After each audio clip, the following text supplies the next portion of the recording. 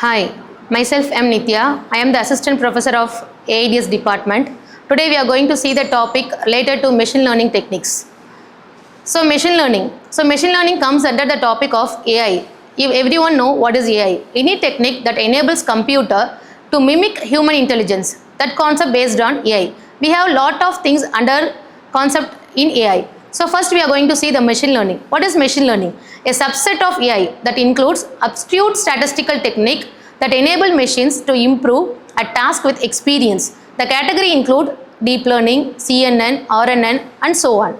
So the types of machine learning. We can see there are 4 types of machine learning, namely supervised learning, unsupervised learning, semi-supervised learning and reinforcement learning. So first we see the concept of supervised learning. So the name itself include supervised learning. We are going to supervise the model. Say some real-time example, suppose I am going to show number of pictures related to animals, dog, cat, whatever may be. I am going to label the animal belongs to cat, the animal belongs to dog. So the group of animals I am going to label and I am going to train the model and so on. After training, I will use some future of amount of data for testing. After testing, the data will be shown with help of labeled data. So here we can see some more example that related to some different shapes regarding to the mathematical. I have given circle, triangle, rhombus, whatever may be. So after training the model, I am giving that label also to that picture. This is the triangle, this is the rhombus. The model will train along with the labels and then during the testing, the model will predict appropriately regarding to that predictions. So here the supervised learning first provide the training to the machine to understand the images such as shapes and size of the tail of cat and dog, shape of eyes, color, height, whatever may be. It will predict by differentiating each parts. After each parts differentiating, the model will predict this object belongs to this category. Like that during the training, the model will analyze the perfect assumption. So we will have more accuracy in supervised machine learning. So what are the applications we are using in supervised machine learning?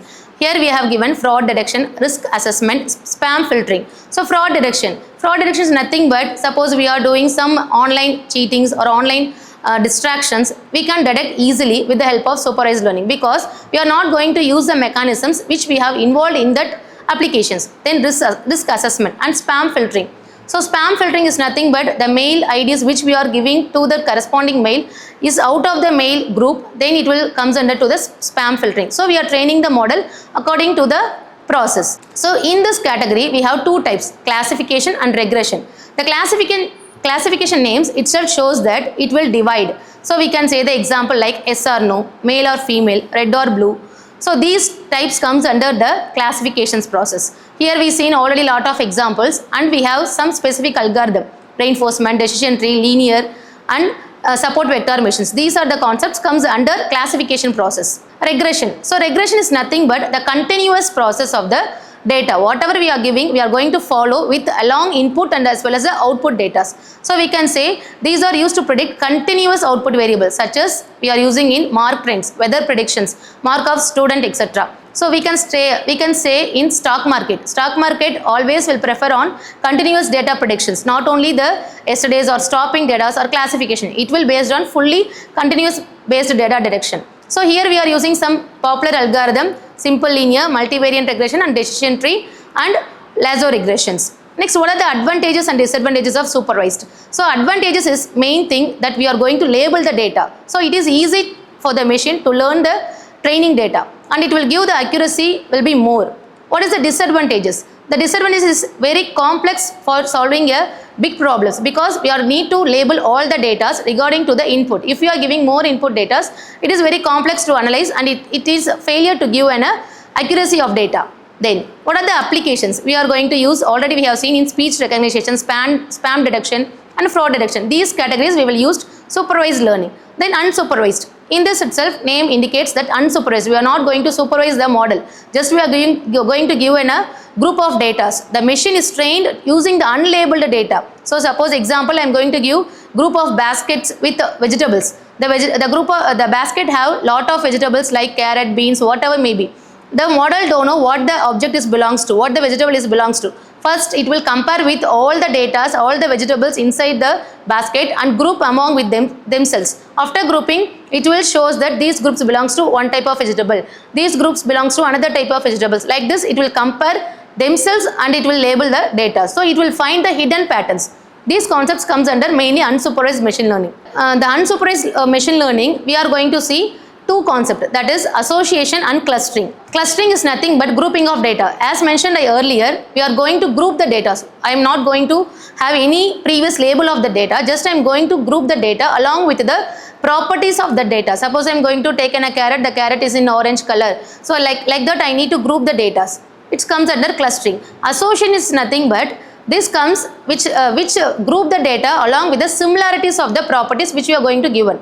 That comes under association. Here we are going to use some popular clustering algorithm, namely machine learnings and DBSC process, principal component analysis and independent component analysis. These are the clustering algorithm we are going to see so far. Next, association. I already mentioned what is association. It compare only the dependency of the data and group the data along with the dependency. So here we are going to use in real-time example market basket analysis. I already mentioned we have the number of vegetables in the department stores. These they will be grouped along with the category of the groups, not only the association. They will clarify with along the categories. So advantages. What are the advantages? We can use complicated data in unsupervised learning. But disadvantages, it is not possible for large, small amount of data. We will prefer only for large amount of data. Applications of unsupervised learning, we will use in network analysis, recommendation system and anomaly detection. So what is recommendation system? Recommendation system is nothing but suppose I am watching movie, I am watching in a crime stories. The next process what I am watching, it comes along with the crime stories. So these processes comes under recommendation system. Next, semi-supervised. To overcome supervised and semi-supervised, we introduced and semi-supervised. The data are mostly with half of the data will be labeled and half of the data will be unlabeled. So we are not mostly preferred semi-supervised learning. So what are the advantages and disadvantages of semi-supervised learning? So it is simple and easy to understand the algorithm. It is high efficient. It is used to solve drawbacks of supervised and unsupervised learning. But the disadvantages is iteration result may not be stable. We cannot apply these algorithm to network level data. So the accuracy is very low. So we are not preferred the semi-supervised algorithm. And last, the reinforcement learning. So reinforcement learning is nothing but the machine will learn along with the feedback. It will not, we are not going to give any labeled or we are not going to give any output data. Just we are going to give the data and we are going to analyze the prediction of the data. I can say an example, infant, a small child, 6-month baby, the baby can't able to know whether, suppose I am going to show in a candle in front of the baby. The baby can't able to analyze, it may be hurt him. So he can touch the candle. Next time if we give that candle, the baby will be alert. It will be hurt him, like that he will alert. That is only reinforcement learning. It will learn along with the feedback. It will give some output. We need to instruct them this output is wrong. Then the model will learn again and again and give the accurate data. So these topics comes under reinforcement learning. So in categories of reinforcement learning, we will see passive and active. So the passive is nothing but the agent's policy is fixed, which means that it is told what to do. We are going to say you need to do this process. You should not do this process. Like that I need to evaluate it. In active, an agent needs to decide what to do as there is no fixed policy. In active, there is no fixed policy. That is the main difference between passive and active. So what are the applications?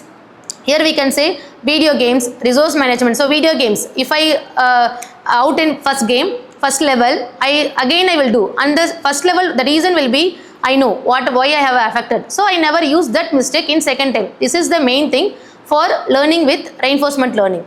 Thank you.